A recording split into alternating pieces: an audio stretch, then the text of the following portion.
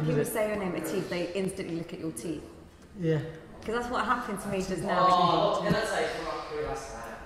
I told you. And you took, like, if you look at this, half of that's fake as well. When you zoom in, you can tell. Half of that's fake. Was that from boxing? No, I was a kid. I think I was about 10, 11 years old. Icy. And I fell and I chipped half of the tooth. But like, I need to get it filled out a little bit. Okay, get it filled out. Yeah. Oh, it's good. They won't tell. Right, okay. But your name's Gemma, it's not. Well, it's Gemmo. Gemma. But my middle name's also Gemino. But that's Gemma with a C. Yeah. Listen, I just want us to both smile at the camera and show our teeth off. Can we have teeth off? Have teeth off. Right. Let's pan in. Let's see. I think my teeth are better than yours. I think mine's going that little chip's going to show though. So mine's slightly coming forward here. Can you see that on there? Oh, a little bit, but mine is chipped. Have you got any? I've got all my wisdom teeth taken out. What about you? Mine yet, no. See, you're not a true warrior until you get all 4 wisdom teeth taken out. I was passed out. Yeah. I don't remember it, but all 4. Yeah, mine, I think you might be able to see the pink now when you zoom in. Slightly. Pink? It's slightly different shade at the bottom. I don't know, mine's probably a bit yellow to be honest. No, I didn't. I need to go see a specialist. Do you floss your teeth every day, morning, night? Not floss, but I brush like mad. Like, Are you an Oral-B kind of guy? Oral-B, I've got this but then I use the toothpaste, but I've got this like charcoal powder as well. Yes, I've seen good, that. Beverly Hills Black Charcoal. I don't know what it's called, but I rubbed it for my sister. I owe her £10 for it. Do you do everything from your sister? Yeah, I've got face cream, deodorant. I've got 6 sisters. Jeez. I'm the only brother. What's that like? But that's why I was in the gym every day. If I was at home every day, escapism. Yeah, exactly. So that's the reason you started being. Probably my dad. Yeah. Hello everyone, I'm Cece from Unboxed UK, and I'm in the heart of Sheffield. And sat next to me is Atif Shafiq, otherwise known as Unique. So my first question is, why are you called Unique? That was a nickname Dom gave to me after my first professional fight. Dominic Ingle. Yeah, Dom gave me that nickname. After my first fight, he was there in the changing room just thinking. And that was the first thing he said, and it stuck since. So let's talk about your first fight. You turned pro when? I was 18. 18 years old, and now? I'm 23 now, yeah. 23 years old. How did you come across the sport of boxing? What led you down that pathway? My dad took me to the kickboxing gym when I was about 10, 11, so I did that for a few years. I become British champion at that when I was 14. Became British champion? Yeah, I was about 13, 14 when I did. And then there was like a crossover period where I was doing kickboxing and boxing, both in the same day. So I'd go to the kickboxing gym, train there for an hour and a half, and then I'd go to the boxing gym and train there for another hour and a half. So for two years of my life, I was doing that as a teenager. And then I think when I was about 15, that's when I fully transferred over to boxing. I started off over in the amateur gym in Rotherham. Okay. And then I think for a year or 2 I was there, and then I moved over here. I was about 15, 16, and I've been here ever since. So for the record, what weight division are you fighting in? Lightweight, light welter, either or. So you're fresh from last night's victory. How do you feel? This is your 20th fight. 20th fight? I felt good yesterday. I was like a comfortable weight. I felt strong. I got the rounds in easily. So what made you decide to come to the Ingle Gym? What brought you here? Just obviously being in Yorkshire, even in the country, it's got a history. But living 20 minutes away, it's just a natural move with the fighters like Prince Mohammed in the past, Bomber Graham, Johnny Nelson, and then at the time when I first moved over, I think Kell Brook, British champion, he'd just come back to the gym, and it's the reputation the gym's got. So another reputation that you've got, however, which you've said yourself is one of your best assets, and you know what I'm going to say because you're grinning already, and he's licking his teeth, is because of your teeth. What a fantastic asset you have. I'll tell you one thing.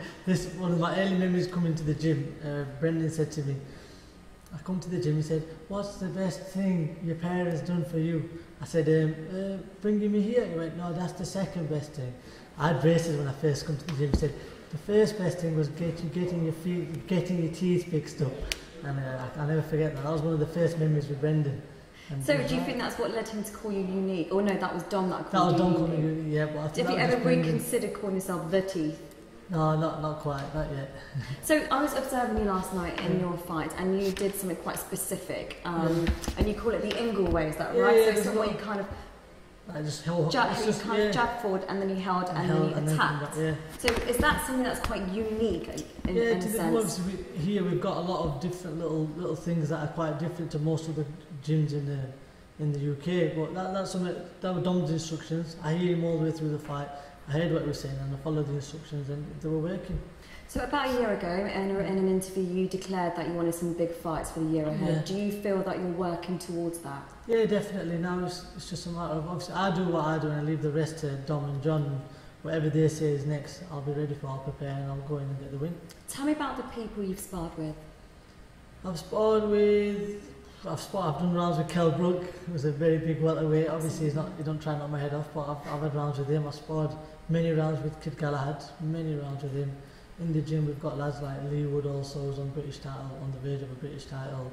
Kyle Youssef, who's only super flyweight, but he's very strong for the weight. And I've done with a few of the lads out of the gym as well, so it's good. Sparring's been well. I get about, and we'll see what's next. Now, you had an injury as well that you've recovered from. Can you tell us a bit about the injury and how it came about and how you've recovered over time? Yeah, we were on training camp. Where was training camp? Fortaventura. Okay, which is obviously the place yeah, that you we go regular. This was... How many times have you been? 10 plus. But yeah, it's like a second home to us over there. I was going to say, kind of a good place for bonding. Yeah, we go there and everyone, all the locals know us now. But it's good, and we do bike rides sometimes up in the mountains, and I wasn't quite familiar with the route. The route. I come around the bend and I fell off the bike and I broke my arm, broke my wrist. Was there a reason why you fell off the bike? Because I've heard a story about something to do with... I'm trying to keep up, but it wasn't. It was me and Kell, we were there. We were neck and neck. So you were using first and second position? No, we were like, because me and Kell went a bit different. So we left the pack and we went a bit higher up the mountain to get some nice pictures and stuff. So we were on our way back down. It was just my point. I went down the hill. There's no way I'm trying to keep up with Kell Brook because he's a more competent rider than I am. So, but it just I didn't judge the bend right, and I come off, and Kell was there. He did a lot for me that day. He got me to the hospital. Which arm was it? The left one. Is it? Oh wow, you've got a big scar there. Look at that. Yeah, we went through. So what's the lesson you've learned from this? The lesson I learned is my mental fortitude is on a different level to a lot of people, because what I've been through that year would have been enough to make most people quit. That's what I learned. Absolutely. Really. And how soon did you fight after breaking? A year, exactly a year. They said it was a bad injury, but maybe a bit too soon. But you live and you learn. So tell us something about yourself that most people wouldn't necessarily know. Tell me something about your childhood and what actually led you into boxing. Was there something about your characteristic that you felt you wanted to put under control? Was it just the fact that boxing just was something that inspired you to get physical with? You know, what was your entry point into the sport? It was more my dad. I like my early memories. I don't really remember what it exactly was. He said, "Oh, I'll take you down to the gym," and I started off with kickboxing, like I said, and I loved it. When I first stepped foot into the gym, kickboxing, boxing is the combat sport. Like that's all I ever wanted to do. Obviously, I kept my education. I got my A levels. My dad had always made sure. What did you do your A levels in? Chemistry, biology, and psychology. Oh wow! Yeah, Okay, so you guess it. an intelligent one here. Okay. Yeah, intelligent-ish. It was more the fact that my dad said, "Look, if you mess about at school, I'm not going to take you to the gym." So I was always like, "Oh, okay." Oh, so that's I a always really, made sure. that's a really 100%. good kind of incentive to have. 100%. So I always made sure I was dedicated in school. I didn't really get into much trouble, and that was like the incentive. It was always keep working hard in school, and I'll keep you in the gym. So let's talk about your glitzy shorts from last night, because they were dazzling. What was the concept between the gold and the red? What's the reason there? I think my last pair were white with like grey snake skin, real python skin on the side, and I just wanted something different this time. And red, I've not had a red pair of shorts yet. Are you quite a flashy guy? Not really, no. They were very flashy to be honest for me. Like, I'm thinking now my next pair I'm going to have a bit more subtle, like dark colours and just like simple but elegant. So that's my You're quite a next snazzy dresser actually. You've got a really nice Ralph Lauren tracksuit on here, some nice pair of Vans. And but I did ask earlier who you felt was the best dressed person in this gym. Who do you think it is? I think I've got to give that to Barry because he pulls off a few different Well done, Barry. looks. I'm a bit more of just like a simple tracksuit kind of guy. I don't really wear jeans. I feel comfortable in the tracksuit, so I'll wear what I'm comfortable. But Barry looks good, and like, you can snazzy it up. So what's your goal in boxing? What is it you want to carve out for yourself in the next year? Within the next year, I want to be British champion or thereabouts. Definitely, that's my immediate aim. What's your style? It's developing. It's changed a lot. It changes like yearly because I'm developing still physically. But now I think I'm more of like a come forward boxer. I'm becoming a bit. I feel like I'm going to become a boxer puncher. come forward, keep the pressure on off the jab. Just like a bit, obviously Kell Brook's a lot stronger, but like Kid Gala had his style. Dom developed a bit more of an aggressive Ingle style. It used to be on the back foot, slip, roll. Talk to me about the Ingle style, because this is obviously a very signature thing that a lot of his boxers talk about.